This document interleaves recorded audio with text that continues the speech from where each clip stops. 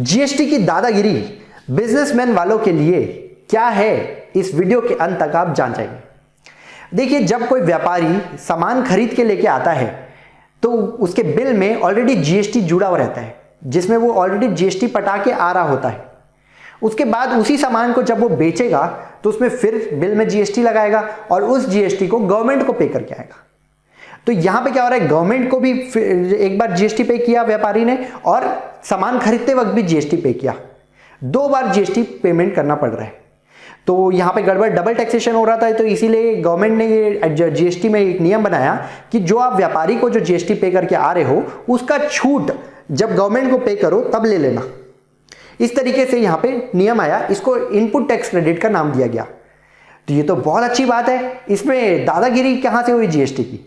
तो जहां पिक्चर में आता है इनपुट टैक्स क्रेडिट, वहां से जीएसटी की दादागिरी चालू होती है। दादागिरी किस तरीके से? अब व्यापारी जब यहां पे इनपुट टैक्स क्रेडिट लेने गया तब उसको पता चला कि उस व्यापारी ने रिटर्न ही नहीं भरा है या गवर्नमेंट को पे करके पे ही नहीं किया उसने। जो हमने पैसा उसको दे के आए थे जीएसटी के नाम का, वो उस गवर्नमेंट को पटा ही नहीं रहा है, कोई रिटर्न ही नहीं भर रहा है। तो यहां पे गवर्नमेंट ने फिर बोला, जब वो रिटर्न नहीं भर रहा है, वो अगर हमारा गवर्नमेंट का पैसा नहीं पटा कर रहा है तो आप ये जो छूट है वो भी नहीं ले पाओगे।